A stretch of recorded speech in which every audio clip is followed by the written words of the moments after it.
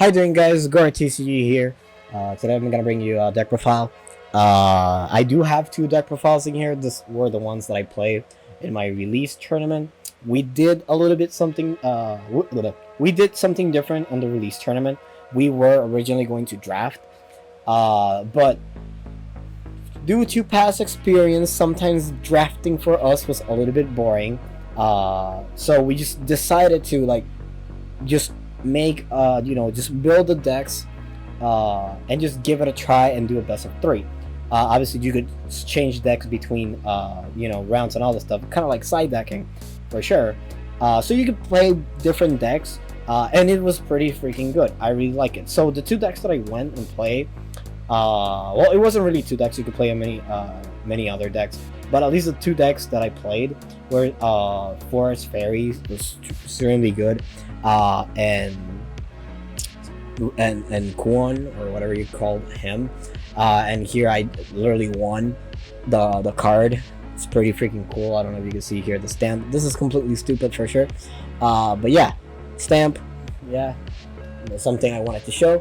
I already did a market watch on this card that is like completely stupid. I don't know why this card is worth that much, but yeah, happy to get it. I guess I just really wanted to play, because yeah. Anyways, this is the deck profile for it. Let me focus the cards in here so you can kind of see them better. But yeah, anyways, starting off, not gonna go into much details other than the games that I play. I play against Disdain was pretty easy. The Yokai Silence one, I played two Yokai Silence. They were a little bit problematic for sure at the beginning, since obviously it was best of three. I lost the first one. The second one I went first, and opened a better hand, and I won. The other one was Disdain. Disdain was actually pretty easy. You just have to just brute force everything into the field. And what was the other one? I forgot the other one. And it was Hunter, but I was playing Rune, and I forgot the last one. It was another Jokai. The Jokai Silence ones was one that I played. And I just literally tried to finish it as soon as possible, so they didn't get into the big Fox Lady for sure, because it was going to be very annoying and very problematic for sure. But yeah, anyways, without further ado, let's get right into the deck profile. For cost ones, I'll just organize them by cost. Starting off, Spirit Shrine, or Spirit Shine, or whatever. This card is extremely stupid. You either make two tokens, or just basically give a token plus 2/2, and it comes up a lot. At least for me, every single time I saw it, I just gave one token plus 2/2, and that was basically it. It was just completely stupid. It was so overwhelming for the opponent that, yeah, like, it was too much. Another cost one that I didn't see a lot of people playing, and people might be debating about this card, but I really like it, is the Water Fairy. I kind of wanted to see any of the cost one cards in my opening hand just to start doing stuff. Now, the thing with Water Fairy is that it's one of those cards that you can hit with Crystalia Lily, so you have more copies of Pixies in your deck. On top of that, if you see this in your opening hand and it dies, it really doesn't matter. You just make a fairy in the back, so you have other stuff. Usually, going first, Runecrab is going to be the annoying one. So, going first, play this, second turn, evolve this, turns into a 2/2, make a fairy, and just start poking for 2, for sure. That's basically what I did every round. I saw this card in my opening hand, and then the fairy, if you have Spirit Shrine, just give the freaking fairy plus 2/2. It was so good. Like, I really don't know why people don't play this. So I really recommend it. I really liked it a lot for sure. Especially like that early pressure is pretty freaking good. I loved it. Obviously, 3 fairy circle, self-explanatory. You just make 3 fairies. Sukruna is one of those cards that, same thing, since you have so many fairies, you can defeat your opponent just by comboing and storming. It came out like 2 times every single time I saw it, but mainly it was just for Nature's Guidance that I played 2 copies of. But yeah, that's basically it for the cost ones. pretty amazing. I would probably cut Nature's Guidance. I really didn't see too much use other than adding a task or anything else just to draw one card, but it was meh for me. I enjoyed it a little bit. But yeah, that's it for cost 1s. For cost 2, we have 3 copies of the old guy. This guy is extremely amazing. Same thing, start bumping all your fairies. There's some situations that you could, if you evolve this, it don't matter, just make another fairy, then ram this into something that make the fairy, then next turn play him, and just start buffing your back and all that stuff, because obviously there's not every time you will see the fairy circle, so just having that extra way of getting rid of problematic cards came out a lot. So keeping your opponent's field in check was pretty easy for me. At least the yokai one was the little problematic, that they kept putting wards at the beginning and they were getting rid of my cards for sure. But the only thing that I had to do is just make all my things bigger, so they avoided cards that deal 3 damage or stuff. So yeah, and it's very problematic for sure. Next, Fairy Dragon, saw it one time. Yeah, it's good. If it dies, I really just want people to get rid of it, just to make the tokens in the back. If not, yeah, it's basically kind of like this. It feels the same way of Ancient Elf, where you just make it super big early and then just start poking with it. But yeah, this card is pretty good. If it dies, makes a Wisp and the Fairy. The Wisp is the important part since you can play it for free. But yeah, next, Cresselia Lily. This card is good. It's mainly just to hit the Pixie followers for sure.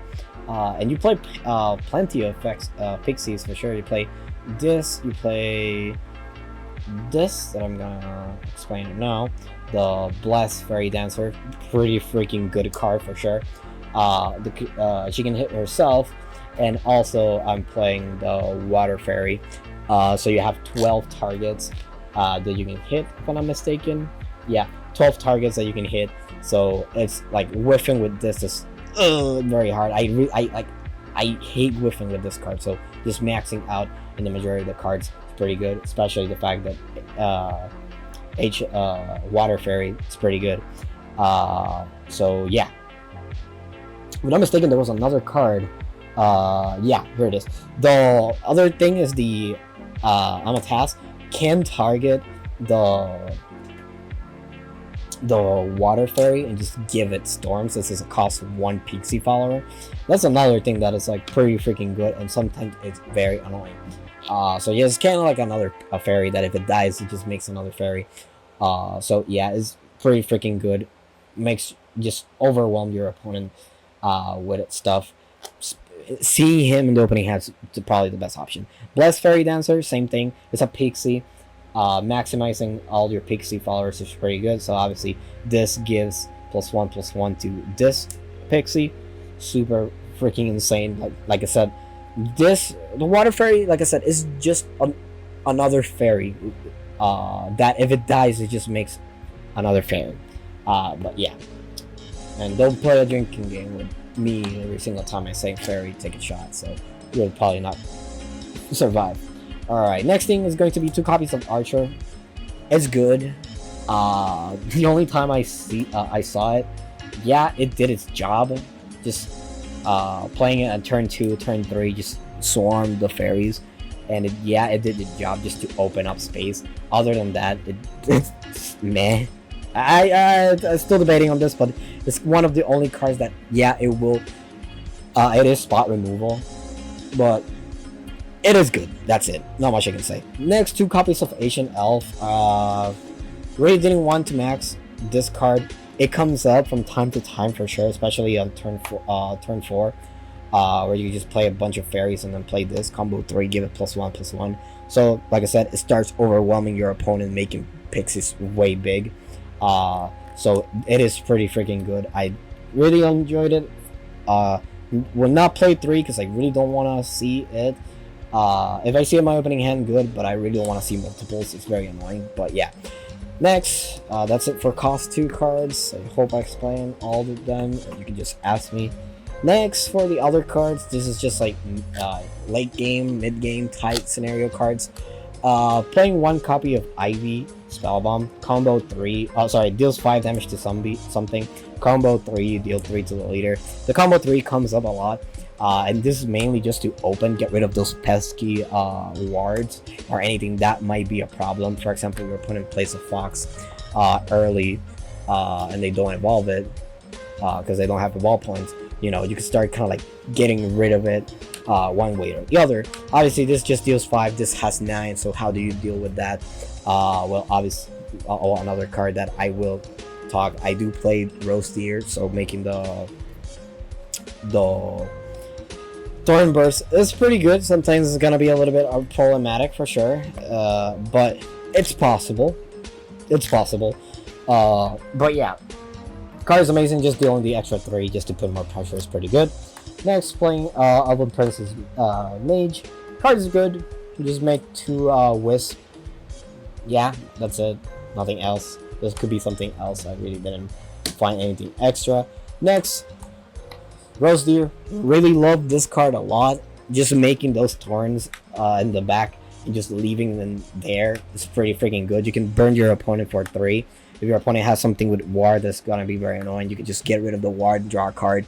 The amazing card is just drawing a card. Same thing. You could just do the Thorn Burst, and then crash into something with ward, and then attack with the fairies.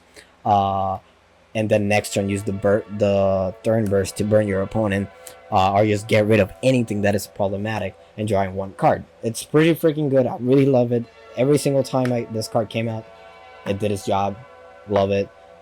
So yeah, same thing with Spinaria.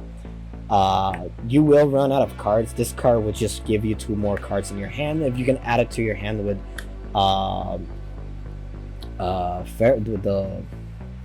what's the word? Nature's Guidance. It is a little bit too risky, but sometimes you could just add it back to your hand and replay it if your opponent doesn't get rid of it. The ward comes in a lot. It's pretty freaking good just to protect your fairies.